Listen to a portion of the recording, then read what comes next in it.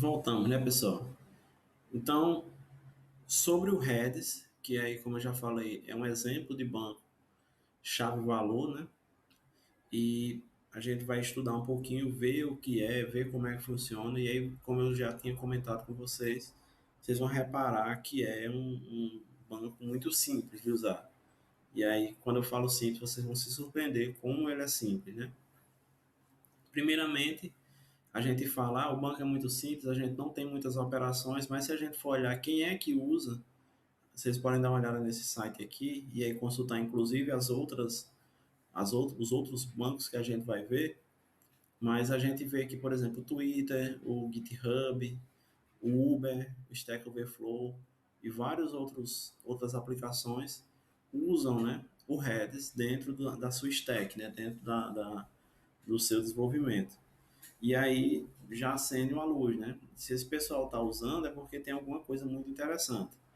O Redis, como eu falei para vocês, é um banco que roda em memória. Então, é um banco que roda na memória. Ele é open source, ele é distribuído sob a licença BSD. E, geralmente, o Redis ele é utilizado como cache. O que é cache, né? Se a gente não lembra. Mas o cache é aquela informação temporária. Aquela informação que ela é útil durante determinado tempo. E depois a gente pode vir lá, né? E apagar essa informação. Claro, né, que geralmente a informação que a gente coloca em cache não é uma informação essencial, não é informação crítica, é informação relevante para o domínio, mas que não seja tão essencial assim. E aí a gente já falou, né, carrinho de compra, dado de sessão, dado de preferência, são alguns exemplos possíveis de dados, né, que a gente poderia ter aqui dentro do Redis, ok? O site oficial é esse, redis.io, bem simples também até o site, né?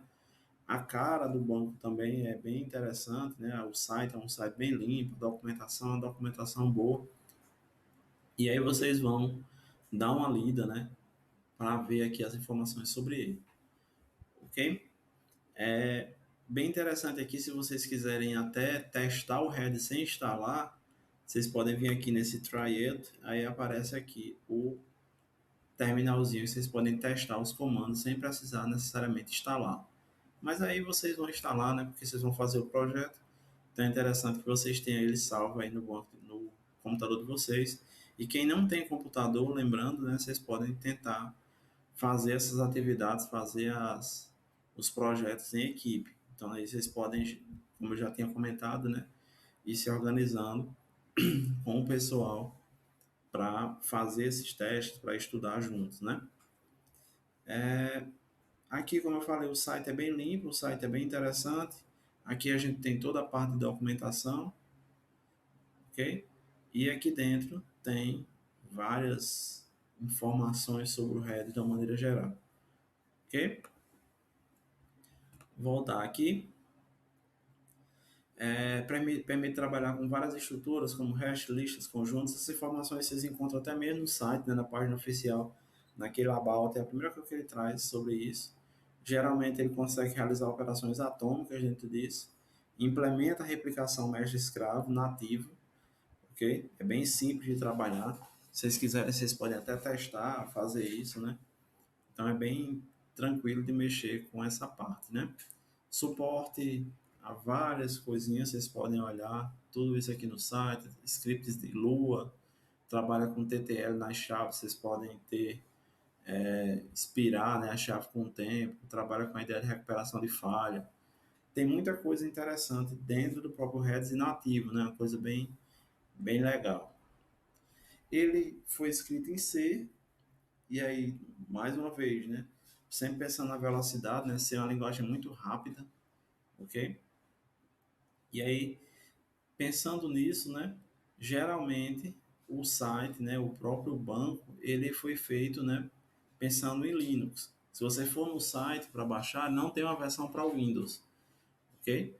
E aí geralmente você tem versões não oficiais para outros bancos, ok? Mas aí como a gente vai trabalhar com Docker, não vai ser um grande problema. Mas aí quem não for trabalhar com Docker, quem quiser instalar na mão, só vai ter versão oficial para Linux. Você não vai encontrar a versão oficial para outros outras distribuições, ok? A instalação sem o Docker é muito simples, né? Vocês vão lá no site, ó, download, pega a versão estável e aqui dentro, ó, ele tem na verdade até mesmo a como faz a instalação, né? Baixa a versão estável, descompacta, vai na pasta e dá o comando make. O comando make é um comando para compilar. Ele baixa na verdade os arquivos C, os scripts, e aí você vai compilar todo esse código. Ele vai gerar alguns executáveis, né, dentro da pasta SRC, e aí dentro do SRC vocês vão rodar o head server e depois roda o Redis CLI, que é o cliente. Ele trabalha com a ideia de cliente e servidor, né? Então ele vai ter um servidor e vários clientes conectados nesse servidor. Inclusive, os clientes, assim, pensando em linguagem, eles também são clientes, são a mesma coisa do Redis CLI, que é um programa, né?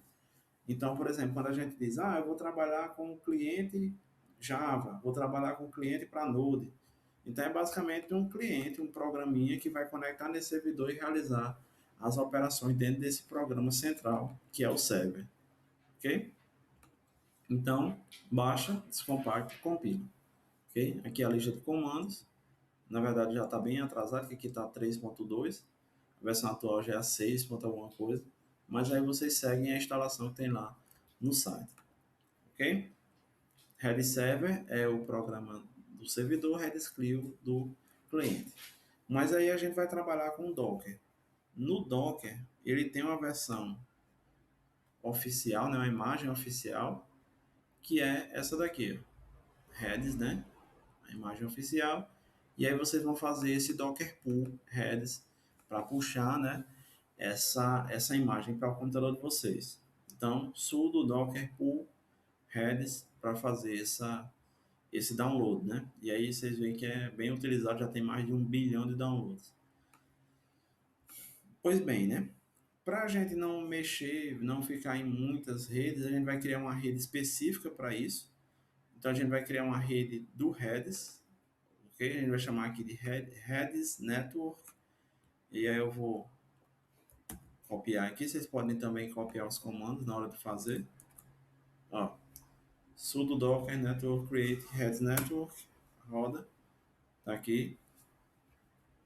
Para rodar o server, vocês vão usar esse comando aqui, ó.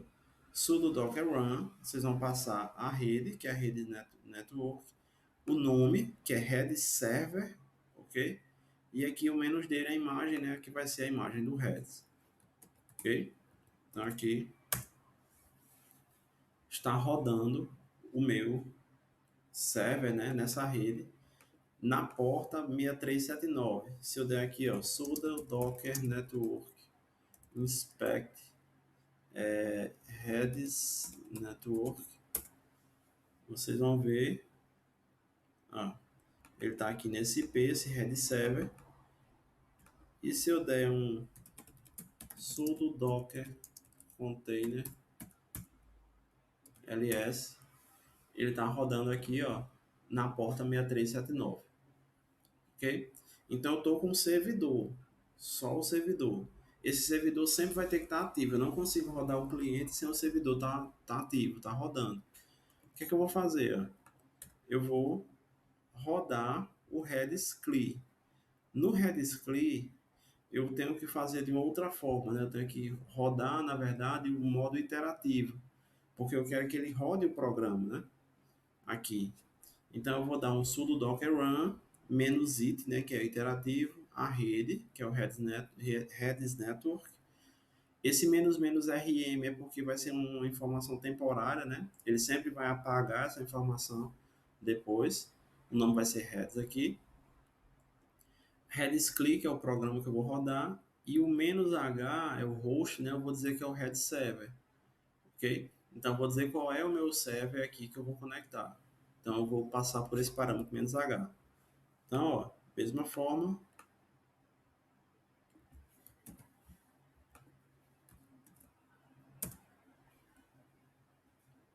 rodou, aí aqui ele está conectado, ó, no host Redis Server na porta 6379, ok? Então, está conectado o meu cliente no meu servidor.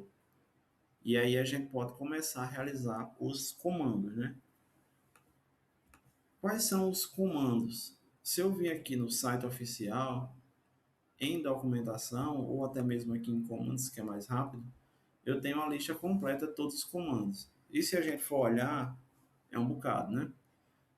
Para variar, a gente não vai ter como ver tudo aqui na disciplina, na aula, né? Eu vou mostrar alguns para vocês que são os mais essenciais de uma maneira geral, né? E aí as outras informações vocês podem buscar aqui na própria documentação, ok? Um comando muito comum que a gente usa é o comando ping. Qual a ideia do comando ping? O comando ping serve para verificar se a rede está ativa, então ele retorna pong, ok? Então ele retorna o pong para dizer que está ativo. A gente pode até usar o ping com uma mensagem e ele retorna a mensagem que ele recebeu, ok? Esse é um dos comandos, né, que a gente pode utilizar. Outro comando também que eu posso buscar informações sobre o meu cluster, sobre a minha rede, é usar o info, né? Então, se eu der um info, ele traz tudo sobre o meu servidor aqui. E aí é muita coisa, né?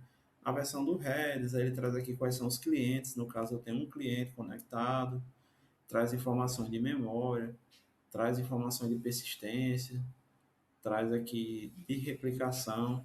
Eu posso ter a ideia de replicação mestre-escravo, né? Então, meu servidor aqui, no caso, ele é um mestre, não tem nenhum escravo conectado a ele, e por aí vai.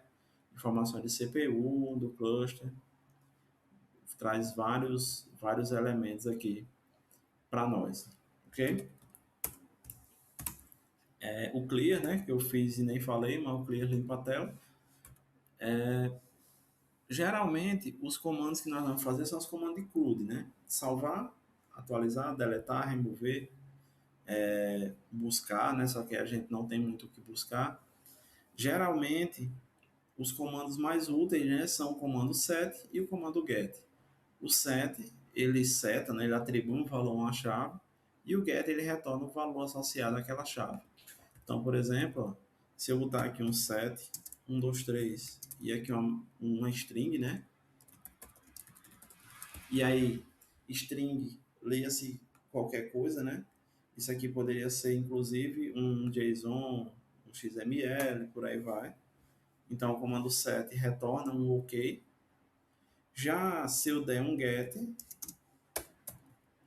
a minha chave, ele retorna o valor associado a essa chave.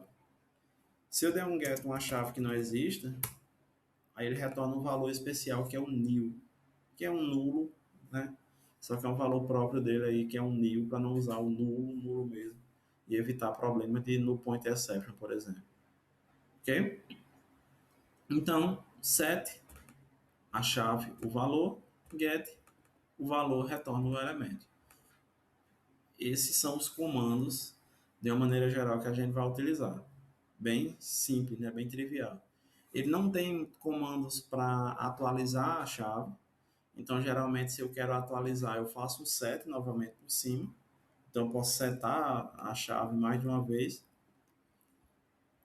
Eu posso ver quais são minhas chaves, aí eu uso o comando keys.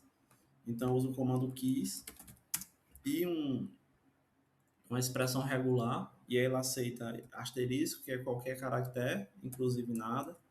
Interrogação, que é um caractere. Aí ele você pode também botar assim, ó.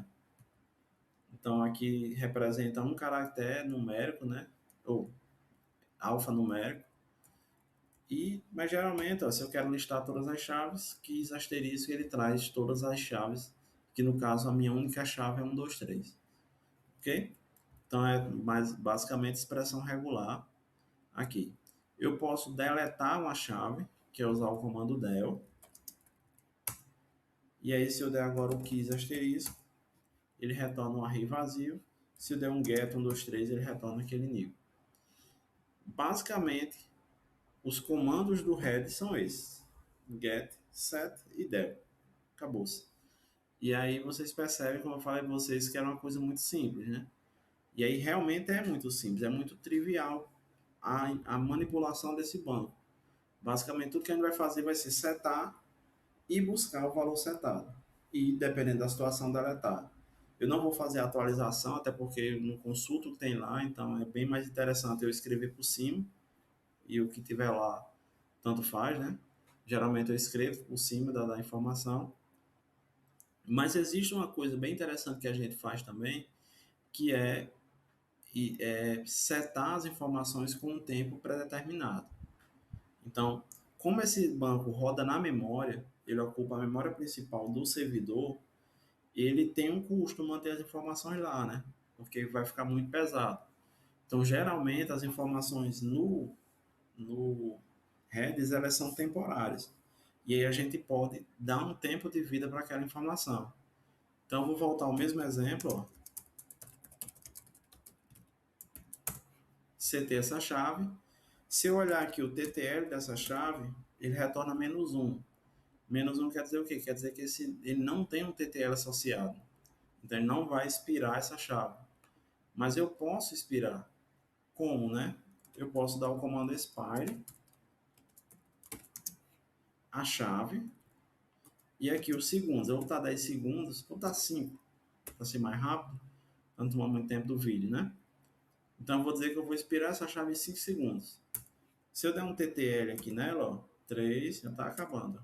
2, -2. Ou seja, já expirou, né? Ele mudou até aqui de -1 para -2, porque agora, na verdade, o -2 ele quer dizer que essa chave não existe, né? Não existe mais a chave 1, 2, 3. Ok? Então, eu posso usar o comando expire para expirar a chave. Mas, assim, normalmente eu posso querer setar e expirar a chave, ou seja, eu já seto a chave com o tempo certo de vida. Então, antigamente, a gente usava muito setex. Setex, que ela já seta e expira. Sim, pessoal, isso é uma coisa que eu esqueci de falar. Sempre que vocês verem aqui, tem o setex, aí tem o set. Se eu for no TTL, ele tem o TTL e tem o PTTL, que é para expirar em milissegundos. Se eu for no setex, que é o set e o expire, né? Seta e expira ao mesmo tempo, eu tenho o psetex, que ele expira só que em milissegundos. Aqui. Só que o que acontece? O próprio Redis evoluiu um pouco a função set. Então, se eu for na função set, deixa eu só descer aqui, ele já consegue no próprio set fazer algumas operações. Dentre elas, ó, expirar em segundos e expirar em milissegundos. Então, ó, eu posso vir aqui, deixa eu limpar a tela, set, aí eu vou dizer aqui a chave 1, 2, 3, o valor. Aí eu posso passar, ó, perceba que tudo está em colchete e é opcional. Então eu posso botar o EX e passar o tempo em segundos, o PX passar em milissegundos. Vou botar o PX, ó. Tá aqui 10.000 milissegundos para ser 10 segundos. Ok? Se eu der um get 1, 2, 3, tá aqui. Se eu der um TTL 1, 2, 3, 5 segundos. Mas se eu botar um PTTL, peguei na última, né? Aqui, se eu der agora, vai ser -2, que ele vai sumir. Quase não consegui pegar tempo, né? Aqui. Mas eu consigo setar a chave e já dizer, ó, essa chave vai estar ativa por 10 segundos, por 1 hora, por meia hora, 2 horas. Então pensa num carrinho de compra, que vai ser o projetinho que eu vou passar para vocês, né? Vocês podem criar o carrinho de compra e dizer, ó, esse carrinho de compra vai estar ativo por 1 hora. Se o usuário, por exemplo, faz logoff e entra no site de novo, o carrinho de compra ainda vai estar lá, para ele conseguir recuperar essa informação de uma maneira mais rápida, ok? Mas aí, passou de 1 hora, você não vai manter também os dados eternamente, né? E aí, passou dessa 1 hora, vocês podem expirar os dados. Outra coisa aqui, ó, a gente tem aqui o NX e o XX. O que é o NX? Ele só seta se a chave não existir, e o XX ele só seta se a chave já existir. Então, é meio que uma ideia aqui, a atualização entre aspas que ele faz, né? Vou usar o NX aqui, que é se a chave não existe. Eu não tenho mais aqui o 1, 2, 3, ó. Eu vou botar um set 123 valor. Eu vou botar aqui o NX. Quando eu seto a primeira vez, essa chave não existe. Ele seta. Se eu rodar esse mesmo comando, ó, ele não faz. Por que ele não fez? Porque a chave já existia. Por outro lado, ó, se eu coloco o XX, ele seta por cima. Mas se eu botar um XX numa chave que não existe, ele não faz, porque ele só seta se existir. Ok? Então o set hoje está bem mais completo, né? O set antigamente ele só era set mesmo. Mas hoje a gente já consegue alinhar a parte de expirar, a parte de verificar se o elemento está presente ou não dentro do próprio speed, né? Dentro do próprio set, desculpa. E aí, pessoal, é isso. O banco é isso, né? Os comandos são esses. Não tem muito segredo, né? Que é só mais um slide sobre esses últimos comandos. Aí, claro, tem como testar, tem como verificar, mas basicamente as consultas principais, os comandos principais são esses que a gente faz, ok? Aí, pessoal, na próxima aula, próxima semana, na verdade, que eu vou deixar a semana mais de vocês instalarem o banco, conhecerem o banco, testarem o banco. Na próxima semana vai ser o evento, né? Mas aí eu vou passar também uma atividadezinha para vocês começarem a fazer, que é usar um cliente, né? Usar um cliente Node ou Java, vocês que escolhem, e fazer uma aplicaçãozinha para rodar, né? Uma espécie de um carrinho de compra aí dentro dessa sua aplicação, ok? Então, por hoje e por essa semana, na verdade, é só. A gente conversa na próxima semana, ok? Valeu!